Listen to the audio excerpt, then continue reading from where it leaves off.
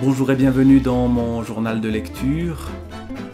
Aujourd'hui, nous revenons à ce livre « Écrire la vie » de Annie Ernaux et en particulier à son journal du dehors, 1993, mais débuté déjà quelques années auparavant, en 1986.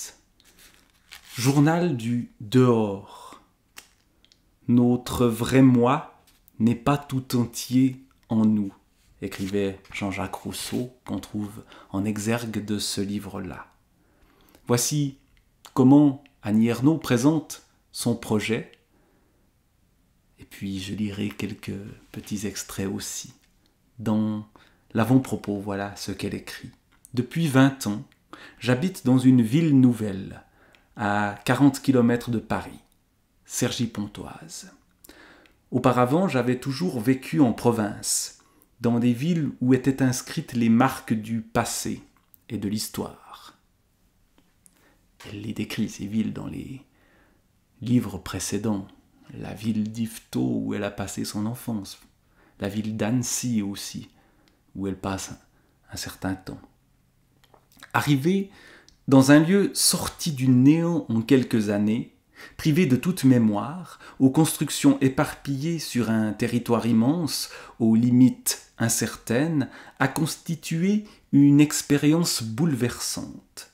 J'étais submergé par un sentiment d'étrangeté, incapable de voir autre chose que les esplanades vantées, les façades de béton rose ou bleu, le désert des rues pavillonnaires, l'impression continuelle de flotter entre ciel et terre, dans un no man's land.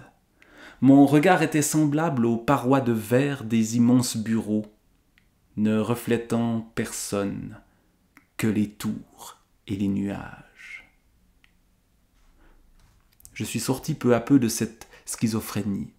J'ai aimé vivre là, dans un endroit cosmopolite, au milieu d'existences commencées ailleurs, dans une province française, au Vietnam, au Maghreb, en Côte d'Ivoire, comme la mienne, en Normandie.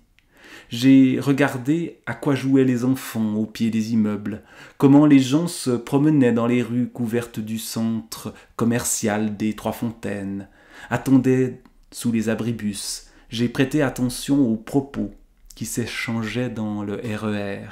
J'ai eu envie de transcrire des scènes, des paroles, des gestes d'anonymes qu'on ne revoit jamais, des graffitis sur les murs, effacés aussitôt tracés. Tout ce qui, d'une manière ou d'une autre, provoquait en moi une émotion, un trouble ou de la révolte. Voilà ce que se propose Annie Ernaux. Simplement noter, prendre note de ce qu'elle voit. C'est un journal du dehors. Même si elle ne peut s'empêcher d'y entrer. Elle ne peut s'empêcher de commenter ce qu'elle voit. Ça n'est pas qu'un compte-rendu. Mais cela part toujours, ce qu'elle écrit dans ce journal du dehors, d'une observation. Alors je vais en parcourir quelques-unes. Par exemple, en 1985, l'année où elle commence à écrire ce journal, ou en tout cas ce qui a été publié, peut-être n'y a-t-il pas tout, je n'en sais rien. Depuis longtemps, à la Samaritaine des Trois Fontaines, donc le centre commercial qu'elle évoquait déjà dans l'avant-propos, on entend une voix d'homme qui, sur des tons différents, interrogatifs, rieurs, comminatoires, badins, etc., nous incite à acheter tout le magasin. C'est bientôt l'hiver, vous avez besoin de gants et d'écharpes bien chaudes, venez voir le rayon gants. Ou avez-vous songé, madame, que la qualité d'une parfaite maîtresse de maison se voyait dans l'art de la table, au rayon vaisselle, etc. Une voix jeune, enjôleuse. Aujourd'hui, l'homme de cette voix se trouvait au milieu des jouets, le micro à la main. C'est un type roux, à demi chauve, avec d'énormes lunettes de myope, de petites mains grasses. Vous voyez qu'on reste dans quelque chose de très descriptif, mais avec presque la déception de l'aspect visuel de la voix de cet homme pas très sexy. Mais on s'en tient à ces notes. Parfois elles sont très courtes. En sortant de l'ascenseur, dans le parking souterrain, 3e sous-sol, le vrombissement des extracteurs d'air. On n'entendrait pas les cris en cas de viol. Et on voit que tout d'un coup, ce petit détail est relié à quelque chose de beaucoup plus grave. Ou alors ce sont des phrases notées. Phrases qui se détachaient sur la copie que relisait un étudiant dans le RER entre Châtelet-Léal et Luxembourg. La vérité est liée à la réalité. Ou encore des réflexions qui, cette fois, sont sur l'écriture. Chez Annie Ernaux, elle décrit le monde, puis elle réfléchit à pourquoi elle le fait. Elle le fait aussi dans ce livre-là, comme elle le faisait dans les précédents.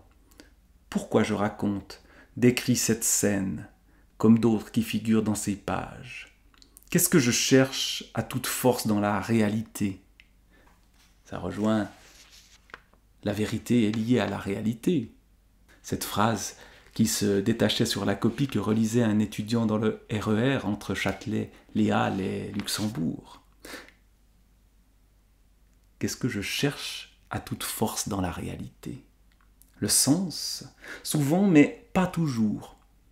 Par habitude intellectuelle apprise de ne pas s'abandonner seulement à la sensation, la mettre au-dessus de soi, ou bien noter les gestes, les attitudes. Les paroles de gens que je rencontre me donnent l'illusion d'être proche d'eux. Je ne leur parle pas, je les regarde et les écoute seulement. Mais l'émotion qu'ils me laissent est une chose réelle. Nouveau la réalité, mais la réalité de l'émotion en elle. Donc c'est un journal du dehors, mais qui entre à l'intérieur. Peut-être que je cherche quelque chose sur moi à travers eux. Leur façon de se tenir, leur conversation. Souvent, pourquoi ne suis-je pas cette femme assise devant moi dans le métro, etc. D'autres observations se font dans les quelques années où elle tient ce journal. Les changements d'habitude aussi. Après-demain, la gare Saint-Lazare ne sera plus la porte d'entrée dans Paris pour moi, pour les habitants de la ville nouvelle. Nous arriverons par le RER dans les stations souterraines de Charles de Gaulle, Aubert, Les Halles, etc. Ce matin, je regardais le hall de la gare Saint-Lazare, la verrière, les oiseaux qui la sillonnent. 9 années de ma vie vont se refermer par un changement de parcours Cergy-Paris. Il y aura le temps du train Cergy-Saint-Lazare et le temps du RER A, comme une sorte de coupure dans la vie par ce petit changement, mais qui n'est peut-être pas si petit que cela.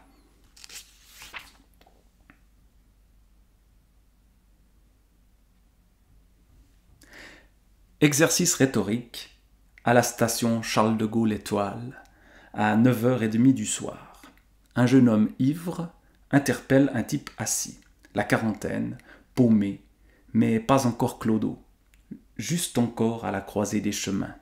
« Je t'emmerde. » Plus fort. « Je t'emmerde. Je te dis que je t'emmerde. » Le type plus vieux. « Pourquoi tu m'agresses ?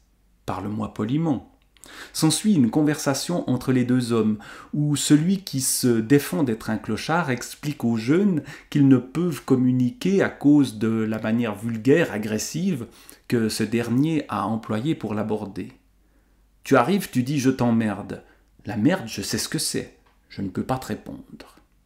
Si tu avais parlé poliment, calmement, il aurait pu se passer quelque chose entre nous. Tandis que là, non, je ne peux pas te répondre, je n'ai pas envie. Le jeune persiste dans son intention agressive. L'autre continue de définir le code d'une véritable conversation.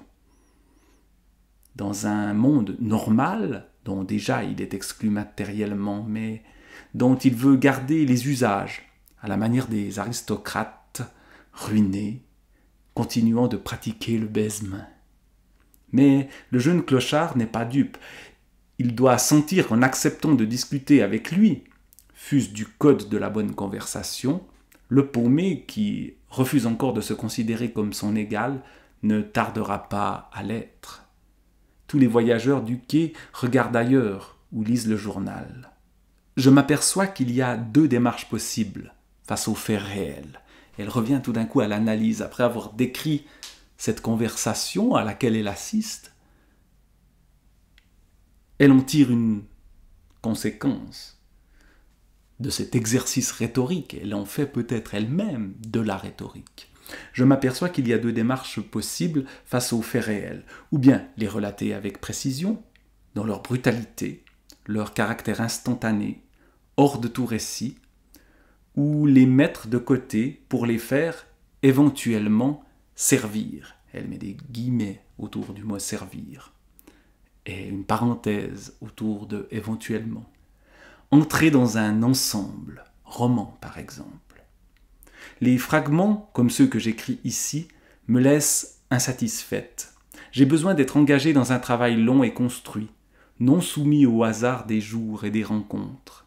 Cependant, j'ai aussi besoin de transcrire les scènes du RER, les gestes et les paroles des gens pour eux-mêmes, sans qu'ils servent à quoi que ce soit. Et ici, au fond, c'est ce qu'elle fait. Et je trouve qu'elle le fait bien. C'est un des livres dans tout ce que j'ai lu pour l'instant chez Annie Ernaux qui me parle le plus, justement parce qu'il montre de manière brute la réalité, qu'il n'est pas un retour, une remémoration, un ressassement, ce que fait Annie Ernaux sur sa propre vie dans beaucoup d'autres endroits. Ici, en étant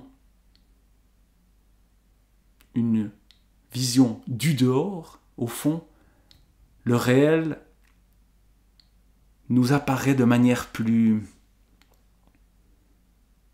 mystérieuse peut-être, et j'allais dire plus réelle. C'est un réel plus réel, ou plus vrai.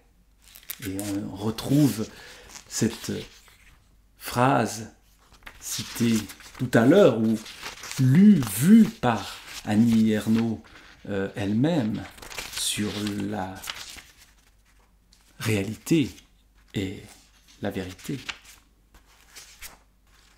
Et donc elle s'applique à cette activité de prendre des notes. Elles sont d'ailleurs de plus en plus rares au fil des années. Dans les dernières années, au début des années 1990, 91, 92, il n'y a plus grand-chose. Mais